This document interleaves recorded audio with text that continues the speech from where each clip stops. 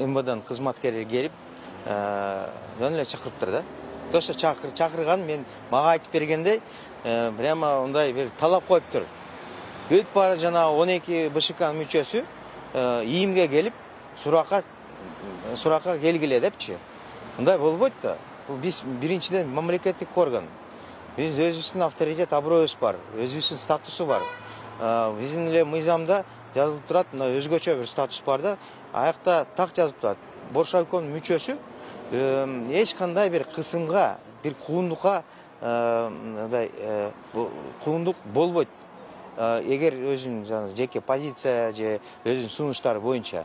Экинчиден, биз кече 20 декабрга кайра шайлоону, парламентке кайра шайлоону дайындадык, жарыяладык, календардык планды кабыл алдык.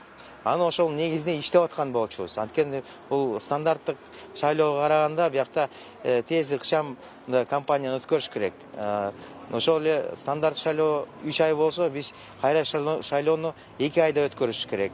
Аякта бир топ нюанстар бар. Ошон үчүн ушу биринчи күн жарыяладык, биз иштеп аткан болчубуз да. Анан ошол келип алып, суракка келгиле, талап кылгыла деп талап койду да. Анан биздин юристтер айтышты.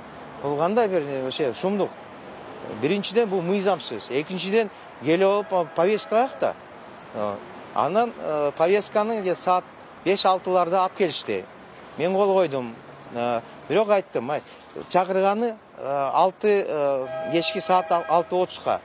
Бул биз дагы эле иштеп атабыз. Анткени шайлоо учурунда периодда биз керек болсо 3-кө чейин иштей беребиз да. Аякта мүнөттөр бар да, кыска тез ыкчам чечимдерди кабыл алыш керек. Ошон үчүн буну биз бара албайбыз дедик. Биринчиден барбаш керек.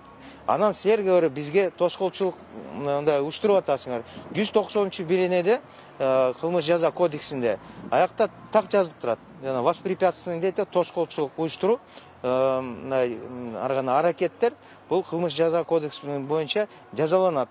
Мен ойлойм, ушул эле фактылар менен эгер башкы прокурор мындай чын эле принципиалдуу болсо, анда иш козгош керек. Ошол эле МВД. Анан чакырган себеби биз жана 5-6 октябрда болгон эски аянтта, жаңы аянттан Ак үйдө болгон тополоң аны басып алуу, ошол боюнча бизде күбө депчи. Эми бул идиотизм да.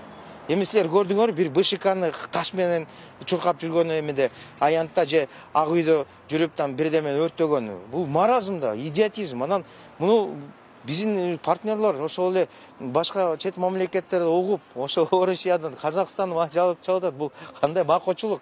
Эми алар орусча идиотизм деп коюшат да. Анан мен түшүнөм, бул идиоттор эмес.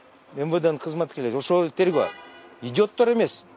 Булар буйрук аткарып атышат. Бул системада мен өзүм иштегем. Канча бир жыл иштеп, мен билем. Буйрук болбоюнча эч кандай бир кыймыл болбойт. Бул буйрукту министрдин тарабынан берилген. Министрге ким буйрук берди? Азыр өзүм мына демилгеси менен барбайт эле, ал деле түшүнөт да, бул мыйзамсыз нерсе деп. Аны мен ойлойм, Бакыт Аманбаев тапшырма берди. Бакыт Аманбаев бул азыркы аппараттын жетекчиси. Мурунку журналист, интриган, болбогон интриган. Мен билгенде Оштогу жана Барделдин немелери бизнес алек болуп жүргөн тиешеси бар. Ошондой бир адамды, интриган адамды Садыр Нуркожоевич жанына коюп коюптур. На Боршайком турайымы бул статус боюнча президенттин милдет аткаруучу кабылбасына кирип өтүп аны калба койду. Мели анын өзүнүн эмеси чечими да. Бакыт Аманбаев чыгып айтыптыр, силер уши тарап кеткиле депчи. Ошондон бүт баары башталган. Анан айтып атпайбы, эч кандай мындай сунуш болбогон жок депчи. Биз билебиз. Бизге азыр кысым, басым болуп атат. Мунун максаты чөнтөк Боршайкомду жанагы Аманбаев уштурам деп ошондой эмеси менен жүрөт.